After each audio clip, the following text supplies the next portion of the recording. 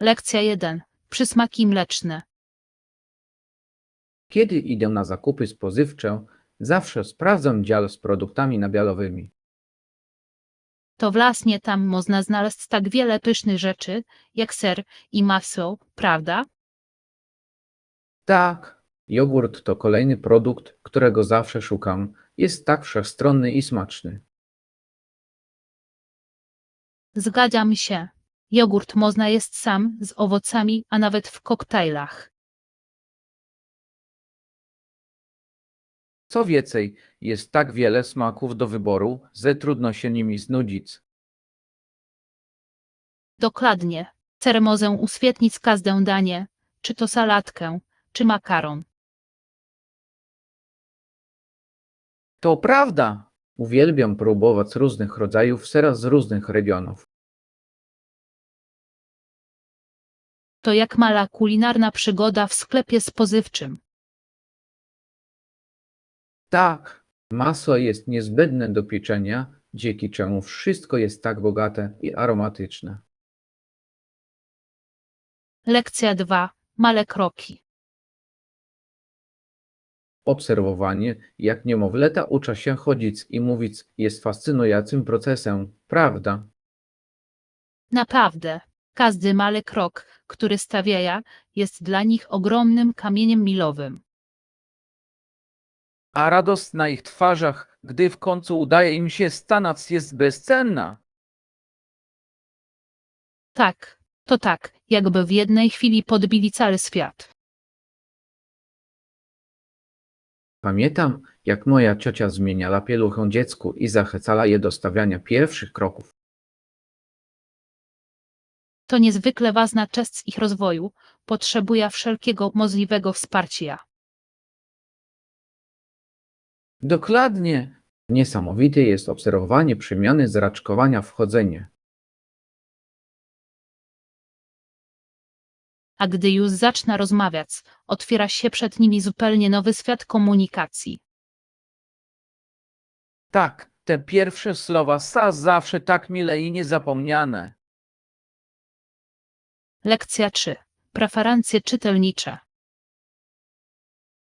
Wiesz, zauważyłem, że niektórzy ludzie wolą przeczytać dobrą książkę lub gazetę zamiast oglądać telewizję. To ciekawe. Rozumiem dlaczego. Czytanie może być tak spokojnym i wzbogacającym doświadczeniem. Zdecydowanie. Jest coś wyjątkowego w zatraceniu się w dobrej historii. Gazety mogą informować cię o bieżących wydarzeniach w sposób, który wydaje się bardziej osobisty niż telewizja. Jasne. Poza tym czytanie pozwala rozbudzić wyobraźnię, co jest wspaniała odskocznia. Tak, to tak, jakby z każda przewrócona strona wchodzi w inny świat. Uwielbiam to, że książki uczą nas czegoś nowego i poszerzają nasze perspektywy. Dokładnie, to fascynujące, jak prosta historia może wywołać tyle myśli i rozmów. A dyskusja z innymi na temat tego, co przeczytaliśmy, może prowadzić do głębokich i znaczących wymian zdań. Lekcja 4. Aktywne słuchanie. Dużo myślałam o tym, jak ważne jest aktywne słuchanie i zrozumienie potrzeb drugiej strony. To naprawdę cenna umiejętność. Naprawdę pomaga w budowaniu silnych relacji, prawda?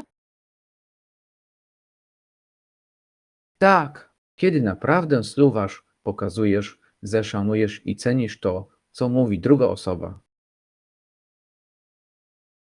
Zdecydowanie. Tworzy bezpieczna przestrzeń dla otwartej komunikacji i zaufania. Przygotowanie odgrywa również kluczową rolę w skutecznej komunikacji. Jasne, wiedza o tym, o czym chcesz rozmawiać, może prowadzić do bardziej produktywnych rozmów.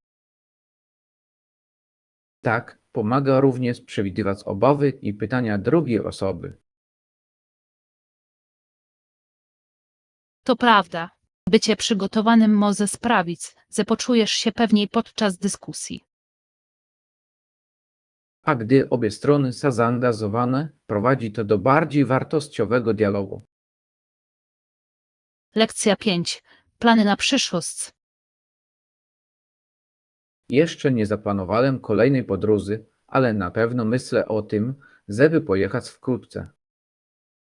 Brzmi ekscytująco. Masz już jakieś konkretne plany? Rozważam kilka miejsc, ale wciąż rozważam swoje opcje. To świetne podejście. Poszukiwania pomaga ci znaleźć idealne miejsce na twoją przygodę. Tak, uwielbiam odkrywać nowe miejsca i poznawać różne kultury. Zdecydowanie. To niesamowite doświadczenie wyjść poza swoją strefę komfortu. A podróżowanie zawsze dostarcza nowych wspomnień. Zdecydowanie. Poza tym, daję ci to coś, na co możesz czekać. Dokładnie. Nie mogę się doczekać, aż sfinalizuję swoje plany i rozpocznę kolejna podróż. Lekcja 6. Wyrażenie artystyczne. Własnie myślałem o tym, jak satysfakcjonujące jest tworzenie sztuki. A co z tobą? Uwielbiam akwarele. To, że takie piękne, miękkie efekty na papierze. Tak, akwarele potrafią wywołać całą gamę emocji poprzez kolor i technikę. Dokładnie. To tak, jakby każde pociągnięcie pędzla miało swoją własną historię do opowiedzenia. Fascynuje mnie to, jak woda może zmieniać sposób, w jaki kolory się ze sobą mieszają. Ja też. To niemal magiczne, jak nieoczekiwane rezultaty mogą się pięknie zrodzić. Malowanie może mieć działanie terapeutyczne, pozwala na ekspresję i relaks. Zdecydowanie. To wspaniały sposób na relaks i odprezenie się. Uwielbiam to, jak sztuka leczy ludzi i potrafi zapoczątkować wartościowe rozmowy. Lekcja 7. Weekendowa zabawa. Cześć, myślałem o czymś fajnym w ten weekend. Macie jakieś pomysły? Brzmi jak świetny plan. Co powiesz na odkrycie nowego szlaku turystycznego? To fantastyczny pomysł. Przebywanie na łonie natury może być tak orzeźwiające i dodające energii. Zdecydowanie. Poza tym, to świetny sposób na odrobinę ruchu w dobrym towarzystwie. Uwielbiam odkrywać nowe ścieżki i cieszyć się pięknymi krajobrazami po drodze. Tak, zawsze milo jest oddychać świeżym powietrzem i podziwiać widoki. A jeśli zabierzemy ze sobą piknik, dzień może się zamienić w cudowny wypad. To byłoby idealne. Piknik na lonie natury brzmi pysznie. Zróbmy to. Nie mogę się doczekać weekendu pełnego przygód i zabawy. Lekcja 8. Opłaty i śniadanie. Własnie sprawdziłem rachunek i wygląda na to, że są tam jakieś dodatkowe opłaty za nasz pobyt, których się nie spodziewałem. Naprawdę? O jakich zarzutach tu mówimy? Wygląda na to, że dodali opłatę za obsługę pokoju i minibar, choć myślałem, że jest to wliczone w cenę. To frustrujące. Co wspomniałeś o tym przy zameldowaniu? Myślałem, że powiedzieli, że śniadanie jest wliczone w cenę.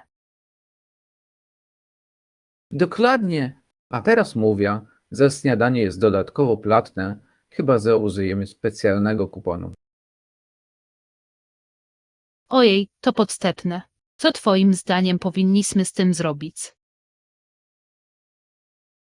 Myślę, że zdecydowanie powinniśmy porozmawiać z recepcją przed wymeldowaniem. Użyję swojej karty kredytowej, żeby pokryć wszystko, czego nie uda nam się rozwiązać. Dobry pomysł. Ważne jest, żeby wyjaśnić te zarzuty, żebyśmy nie byli zaskoczeni. Zdecydowanie zasługujemy na to, żeby dokładnie wiedzieć, za co płacimy. Lekcja 9. Debata na temat bomby atomowej. Czy kiedykolwiek zastanawiałeś się, ile pieniędzy pochłonęło opracowanie bomby atomowej? Zdecydowanie było to oszałamiające, zwłaszcza jeśli weźmiemy pod uwagę środki zainwestowane w jego stworzenie. Niektórzy twierdzą, że było to konieczne dla zakończenia wojny, podczas gdy inni sadzą, że było to moralne niepowodzenie. To zrozumiała kwestia, prawda? Wiele osób uważa, że cel uświeca środki, podczas gdy inni się z tym nie zgadzają. Ciekawe, że niektórzy twierdzą, iż chęć jego użycia wynikała z mieszanki strachu i władzy. Rzeczywiście, ta dynamika władzy odegrała kluczową rolę w tamtym okresie historycznym, kształtując stosunki międzynarodowe przez całe dekady. Skutki stosowania takiej broni są odczuwalne do dziś, nie sadzisz. Zdecydowanie jest to przypomnienie o odpowiedzialności, jaka wiąże się z postępem technologicznym. Porusza kwestię etyki postępu naukowego, która zawsze powinniśmy brać pod uwagę. Lekcja 10. Kształtowanie nadziei.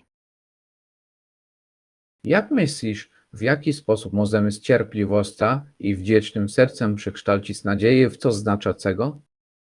Wierzę, że wszystko zaczyna się od małych działań, które inspiruje innych i wywołuje efekt fali pozytywności. To ma sens, ponieważ gdy postępujemy życzliwie, wywieramy wpływ na otoczenie, aby postępowało tak samo. Dokładnie. Zachowanie pozytywnego nastawienia może naprawdę odmienić nasze codzienne doświadczenia. Chodzi o to, żeby znajdować radość w małych rzeczach i dzielić się nią, prawda? Tak, a bycie naprawdę wdzięcznym za to, co mamy, może spotegować nasze szczęście. Uważam, że wdzięczność często prowadzi także do lepszych więzi z innymi. Oczywiście, wyrażając wdzięczność, pielęgnujemy nasze relacje i budujemy wspierającą się społeczność. Jak więc możemy aktywnie praktykować wdzięczność każdego dnia? Lekcja 11. Znaczenie etykiety. Wiecie, wiele osób dzisiaj uważa, że dobre maniery nie są już tak ważne jak kiedyś. To prawda, ale myślę, że celem etykiety jest pomóc ludziom czuć się komfortowo i szanowanymi. Dokładnie, tworzy atmosferę, w której każdy czuje się doceniony i wysłuchany. Zastanawiam się, czy ludzie zdają sobie sprawę, że dobre maniery mogą w rzeczywistości poprawić ich interakcje społeczne. Często nie doceniają tego, jak wiele może zdziałać proste dziękuję lub proszę. Może także pomóc złagodzić napięcie w trudnych sytuacjach, czyniąc rozmowy przyjemniejszymi. Tak, chodzi o budowanie między nami poczucia wspólnoty i zrozumienia. Dobre maniery potrafią przełamywać bariery i budować mosty, nie sadzisz? Zdecydowanie jest to istotny element skutecznej komunikacji w każdej kulturze. Lekcja 12. Atrakcje turystyczne. Czy planujesz odwiedzić jakieś atrakcje turystyczne podczas swojej podróży? Zdecydowanie. Chcę zobaczyć wieżę Eiffla. To taki kultowy punkt orientacyjny. Świetny wybór. Widok ze szczytu musi zapierać dech w piersiach. Słyszałem, że gdy jest oświetlony, wygląda jeszcze piękniej. Tak, Te migocące światła tworzą magiczną atmosferę. To trzeba zobaczyć. Jakie inne miejsca znajdują się na twojej liście?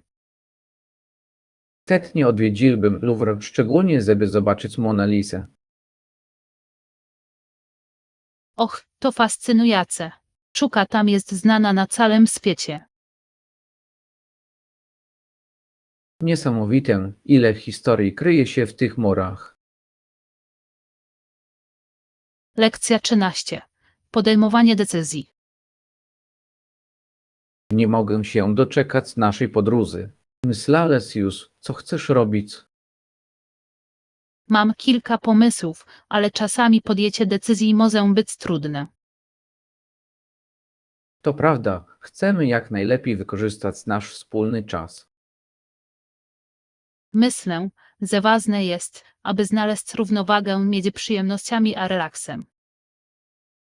Zdecydowanie! Połączenie przygody i relaksu to podstawa idealnego wypadu. Wiecku, czemu się skłaniasz? Myślę o przygodach na świeżym powietrzu, może o pieszych wędrówkach lub zwiedzaniu lokalnych targowisk. Brzmi ekscytująco. Uwielbiam zanurzać się w lokalnej kulturze. Ja też! Daje nam to szansę na lepsze wiec tym miejscem. Lekcja 14. Plany śniadaniowe. O której godzinie w hotelu serwowane jest śniadanie? Śniadania serwowane są od 7:00 do 10:00, co daje nam dobry moment. Idealnie! Nie mogę się doczekać, aż spróbuję oferowanych przez nie lokalnych potraw. Tak, próbowanie lokalnej kuchni to jedna z moich ulubionych części podróżowania. Mam nadzieję, że maja świeżą ciastka. Słyszałem, że francuskie ciastka są nieziemsko pyszne. Car, nic nie może się równać z ciepłym croissantem o poranku. Dokładnie! To wspaniały sposób na rozpoczęcie dnia. Zjedzenie spokojnego śniadania pozwala nam zaplanować dalszy ciąg dnia. Jasne, to nadaje pozytywny ton przyszłym przygodom. Lekcja 15. Zimowa zabawa. Czy kiedykolwiek lepiej zbalowana zima? Ja tak, to taka radosna aktywność, zwłaszcza z przyjaciółmi. Ja też czasami buduję fortecę ze śniegu. Dzięki temu zabawa na śniegu staje się jeszcze ciekawsza. Brzmi super. Bitwa na śnieżki to zawsze niezła zabawa. Dokładnie, kiedy urządzaliśmy epickie bitwy na śnieżki. To niektóre z moich ulubionych zimowych wspomnień. Niesamowite, jak śnieg potrafi zamienić zwykły dzień w przygodę. To świetny sposób na cieszenie się świeżym powietrzem i pozostanie aktywnym podczas chłodnych miesięcy. Tak, zima ma swój urok, szczególnie gdy weźmiemy pod uwagę wszystkie przyjemności, jakie możemy wtedy uprawiać. Lekcja 16. Udane podróże. Powiedziałbym, że była to udana wyprawa, mimo drobnych trudności, z którymi musieliśmy się zmierzyć. Wszystkie. Zdecydowanie. Takie wyzwania często prowadzą do najlepszych historii. Dokładnie, liczy się to, jak sobie z nimi radzimy. Uczy nas odporności i zdolności adaptacji, które są cennymi umiejętnościami życiowymi. A każde doświadczenie wzbogaca nasza podróż, prawda? Tak, kształtuje nas w sposób, którego w danej chwili możemy nawet nie być świadomi. Uwielbiam wracać myślami do tamtych chwil i zastanawiać się, czego nas one nauczyły. Ja też. Dzięki temu wspomnienia stają się jeszcze bardziej wyjątkowe. Wiedz, jaka będzie nasza następna przygoda? Lekcja 17. Miasta historyczne. Czy wiesz, że miasto to zostało założone w wieku przez osadników z Niderlandów? Naprawdę? To fascynujące. Uwielbiam poznawać historię miejsc, które odwiedzamy. Tak, pierwsi osadnicy nazwali swoje miasto Nowym Amsterdamem, które z czasem stało się Nowym Jorkiem. Niesamowite jest to, jak z biegiem czasu zmieniają się nazwy i miejsca. Dzięki temu jeszcze bardziej doceniamy ich historię. Zdecydowanie. Spacerując starymi uliczkami, można wręcz poczuć historię z przeszłości. Mogę sobie wyobrazić, myślisz, że któryś z oryginalnych budynków nadal istnieje? Tak, niektóre z nich zostały zachowane jako miejsca o znaczeniu historycznym i są obecnie organizowane wycieczki, które podkreślają ich znaczenie. Brzmi niesamowicie. Chciałabym zobaczyć, jak żyli ludzie w tamtych czasach i jak wyglądało ich codzienne życie. Zdecydowanie. Ciekawy jest pomysłeć, jak bardzo życie różniło się od dzisiejszego. Lekcja 18. Historyczne lojalności. Czy wiesz, że kiedyś Akadyjczycy musieli złożyć przysięgę wierności królowi Anglii Jerzemu? Naprawdę? To całkiem interesujące. Ciekawe, co ich do tego skłoniło w tak burzliwych czasach. Była to złożona sytuacja, zwłaszcza że wielu Akadyjczyków pierwotnie było francuskimi osadnikami. To ma sens. Musieli czuć się uwięzieni między dwoma potężnymi narodami, co byłoby wyzwaniem. Dokładnie. Philipsowi udało się to wynegocjować w 1729 roku, zapewniając sobie lojalność ludności francuskojęzycznej. To fascynujące, jak takie decyzje ukształtowały przyszłość tych społeczności. Jak myślisz, co oni o tym sadzili? Wyobrażam sobie, że towarzyszyła im mieszanka strachu i nadziei, ponieważ chcieli zapewnić sobie przetrwanie w zmieniającym się krajobrazie politycznym. To prawda. Ich lojalność musiała zostać wystawiona na próbę z biegiem czasu, zwłaszcza biorąc pod uwagę zmieniające się sojusze w regionie. Tak, i niezwykle jest to, jak historia często zmusza ludzi do podejmowania trudnych decyzji dla dobra ich rodzin. Lekcja 19. Pieczenie rozkoszy. Czy próbowali spiec chleb w domu? Tak, próbowałam i muszę przyznać, że pieczenie domowego chleba od podstaw daje niesamowita satysfakcję. Całkowicie się zgadzam. Zapach świeżego chleba wypełniający kuchnię to coś, czego nie da się pobić. Dokładnie, to jak ciepły uścisk dla zmysłów. Jaki rodzaj chleba lubisz piec najbardziej?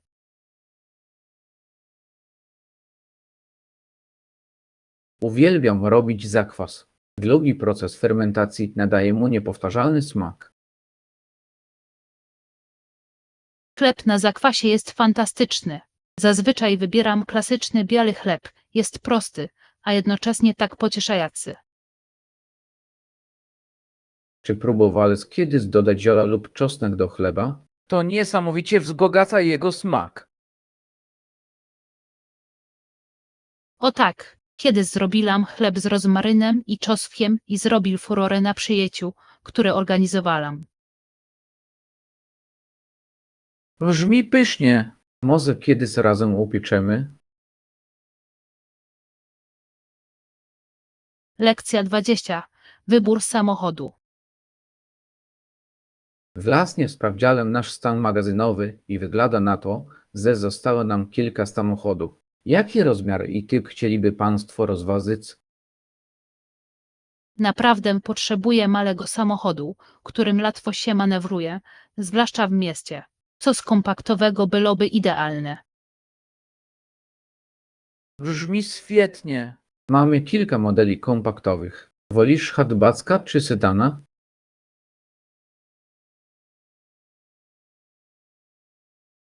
Myślę, że hatchback byłby wygodniejszy do parkowania, a także łatwiej byłoby zaladować zakupy i inne rzeczy.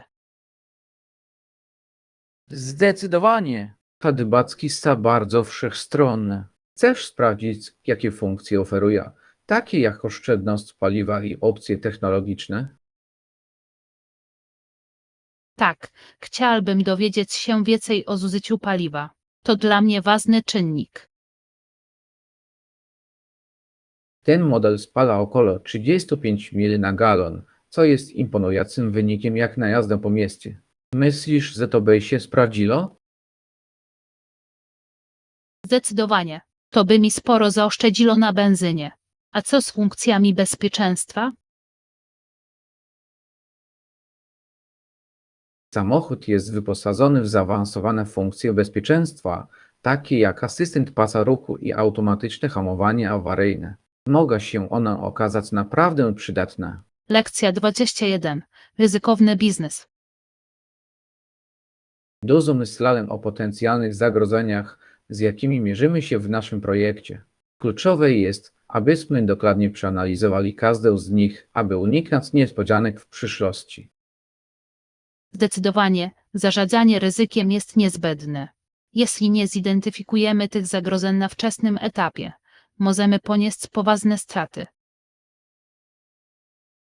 Jasne, niektóre zagrożenia mogą wydawać się na pierwszy rzut oka niewielkie, ale mogą przerodzić się w poważne problemy, jeśli nie będziemy przygotowani. Dokładnie. Na przykład, jeśli zignorujemy ryzyko finansowe, może to zagrozić całemu naszemu budżetowi. A co z ryzykiem operacyjnym? Może nas ono zaskoczyć, jeśli nie będziemy mieli solidnego planu. Tak, posiadanie planów awaryjnych jest kluczowe. To jak siatka bezpieczeństwa, która nas złapie, jeśli coś pójdzie nie tak. A skoro o tym mowa, czy zastanawiałeś się, w jaki sposób możemy skutecznie zakomunikować tę ryzyka zespołowi? Tak, powinniśmy zorganizować spotkanie, na którym omówimy nasze ustalenia i zbierzemy opinie od wszystkich zaangażowanych. To świetny pomysł. Poznając perspektywę każdego, możemy udoskonalić nasze podejście i uczynić je silniejszym. Lekcja 22. Amsterdamskie przygody. Bardzo się cieszę na myśl o przysiadce w Amsterdamie.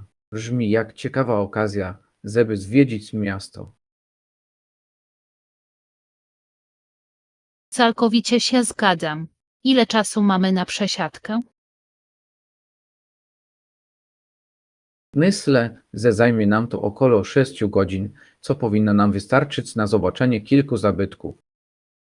Świetnie. Słyszałem, że kanały są piękne, a przy okazji moglibyśmy nawet kupić jakieś lokalne przekazki.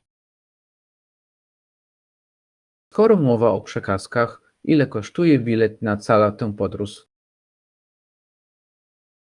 Myślę, że to około $1000, ale biorąc pod uwagę przesiadkę, może być warte każdego grosza.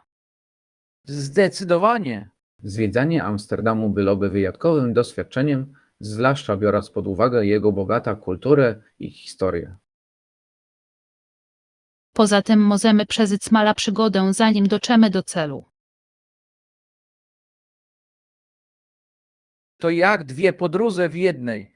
Jestem za tym, żeby maksymalnie wykorzystać nasze podróżnicze doświadczenia. Lekcja 23. Melancholia filmowa. Czasami oglądam smutne filmy, które naprawdę mnie wzruszają. To potrafi być całkiem oczyszczające, nie sadzisz?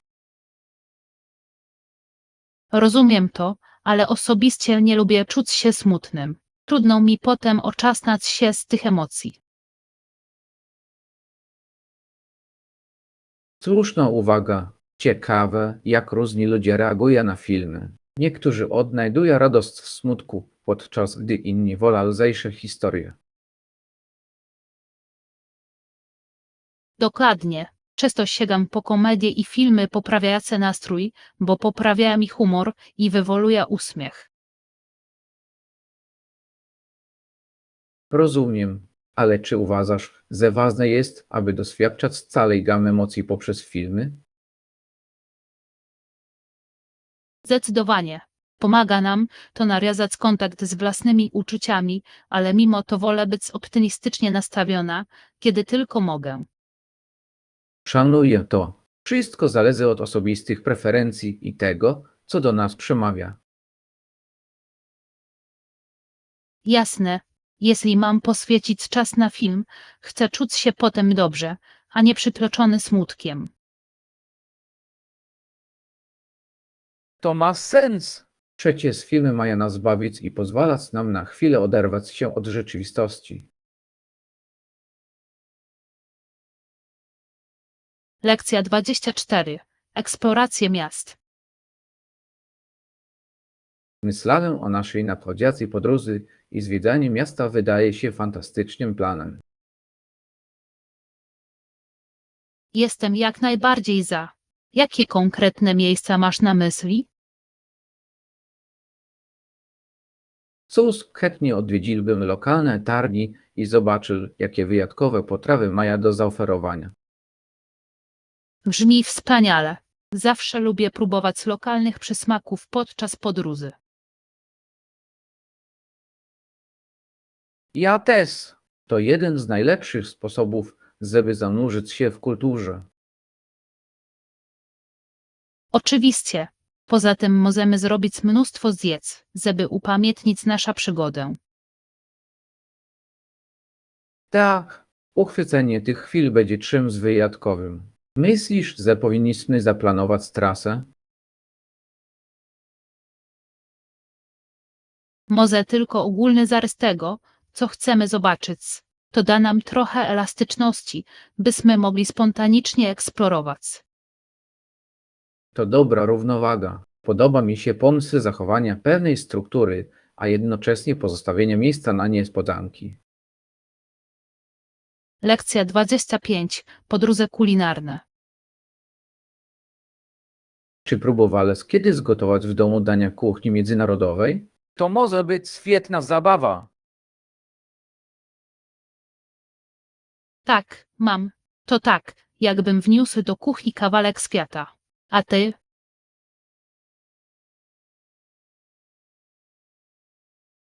Uwielbiam to. Niedawno próbowałem zrobić tajskie curry i wyszło zaskakująco dobrze. Brzmi pysznie. Zawsze chciałem spróbować zrobić domowe sushi. Sushi to świetny wybór. Wygląda na wymagająco, ale daje satysfakcję, gdy już się uda. Dokładnie. Poza tym to fajna aktywność dla przyjaciół. Moglibyśmy zorganizować wieczór robienia sushi. To byłoby wspaniale. Moglibyśmy się razem uczyć i potem cieszyć naszymi dziełami. Zdecydowanie. To świetny sposób na integrację i dzielenie się doświadczeniami kulturowymi poprzez jedzenie. Uwielbiam to, jak gotowanie łączy nas z różnymi kulturami. Dzięki temu posiłek staje się jeszcze bardziej wyjątkowy. Lekcja 26. Przegląd polowa. Planując podróż, zawsze czytam recenzje, żeby znaleźć najlepsze oferty. To naprawdę pomaga mi zawęzić wybór. To mądre podejście. Ja robię to samo, zwłaszcza jeśli chodzi o zakwaterowanie i restauracje. Dokładnie. Chcę mieć pewność, że podejmuję właściwą decyzję, zanim wydam pieniądze. Ponadto, lokalne spostrzeżenia mogą mieć ogromny wpływ na nasze doświadczenia. Pewnie. Wprawdzie to jest kilka lokalnych atrakcji, które mają dobre recenzje. Tak, chodzi o to, żeby maksymalnie wykorzystać nasz czas i jak najlepiej wykorzystać wizytę. Uwielbiam odkrywać ukryte perelki, których nie znajdziesz w typowych przewodnikach turystycznych. Ja też. Dzięki temu podróż staje się bardziej autentyczna i niezapomniana. Zdecydowanie. Zróbmy listę miejsc, które chcemy odwiedzić na podstawie recenzji. Lekcja 27. Cele ogrodnicze. Myślałem o zarodzeniu ogrodu w swoim ogrodzie, ale nie jestem pewien, jak duży powinien być. Podjęcie decyzji może być trudne, ale najlepszym podejściem może okazać się zaczęcie od małych kroków. Zgadzam się. Może po prostu kilka roślin, żeby się przyzwyczaić, zanim się rozrośnie. Dokładnie. Jest to łatwiejsze do opanowania i pozwala nam uczyć się na bieżąco. Od jakich rodzajów roślin Twoim zdaniem powinniśmy zacząć? Zasugerowałbym zioła. Są łatwe w uprawie i można je wykorzystywać w kuchni. Świetny pomysł, a świeżę zioła dodaje potrawom smak. Oczywiście, a później moglibyśmy nawet spróbować swoich sił w jedzeniu warzyw. Brzmi jak fajny projekt. Już widzę ten piękny ogródek. Lekcja 28. Ekscytacja związana z podróżą służbowa. Tak, w przyszłym miesiącu jadę do Paryża na konferencję biznesową i jestem tym bardzo podekscytowany. Brzmi fantastycznie. Paryż to tętniące życiem miasto, które ma wiele do zaoferowania. Wiem, nie mogę się doczekać konferencji, ale mam też nadzieję trochę pozwiedzać miasto. Zdecydowanie powinieneś. Jakie atrakcje najbardziej Cię interesują? Chętnie odwiedziłbym wieżę Eiffla, a może i pospacerował wzdłuż Sekwany. Oba to niesamowite wybory. Widoki z wieży Eiffla zapierają dech w piersiach.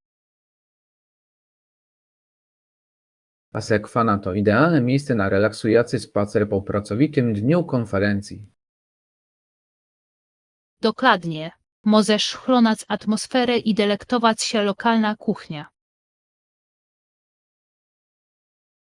Tak, na pewno znajdę na to czas. Macie jakieś rekomendacje dań, których koniecznie trzeba spróbować? Lekcja 29. Kuchnia międzynarodowa. Zapamiętam to. Jakie inne dania kuchni międzynarodowej polecasz spróbować w podróży? Jest ich tak wiele. Zdecydowanie powinieneś spróbować autentycznego włoskiego makaronu. To zmienia zasady gry. Brzmi pysznie. Słyszałem, że domowy makaron to zupełnie inne doświadczenie. Zdecydowanie. I nie zapomnij o indyjskim curry, smaki są niesamowite. Uwielbiam kary. Co takie bogate i rozgrzewające? A co powiecie na desery? O, musisz spróbować francuskich makaroników. Są lekkie i pełne smaku. Zawsze chciałem spróbować. Wygląda na taki pyszny przysmak. Zaufaj mi, warto. Każdy region ma swoje specjale do odkrycia. Już sama myśl o tym, jakie pyszne jedzenie na mnie czeka, mnie ekscytują. Lekcja 30. Harmonia między życiem zawodowym a prywatnym. Dużo myślałam o tym, co sprawia, że praca jest naprawdę satysfakcjonująca i myślę, że chodzi tu o znalezienie idealnej równowagi między pracą a życiem osobistym. Zdecydowanie. Myślę, że możliwości rozwoju również odgrywają w tym równaniu znaczącą rolę. Czy się z tym zgadzasz? Tak, jeśli praca pozwala na rozwój osobisty i jednocześnie zapewnia mi czas dla siebie, czuję satysfakcję. To tak, jakby znalazł rolę, która nie tylko będzie dla ciebie wyzwaniem, ale także będzie szanować twój czas poza pracą. Dokładnie. Widziałem ludzi, którzy rozwijali się w środowiskach, w których mogli się rozwijać, nie poświęcając życia osobistego. Miło jest widzieć firmy, które stawiają na pierwszym miejscu dobro pracowników i rozwój zawodowy. Jasne, to robi ogromną różnicę, kiedy czujesz się doceniany jako całość, a nie tylko jako pracownik. Chodzi o stworzenie kultury pracy, która sprzyja zarówno rozwojowi zawodowemu, jak i osobistemu. Zdecydowanie. Ta równowaga jest niezbędna dla długoterminowej satysfakcji z pracy i ogólnego szczęścia.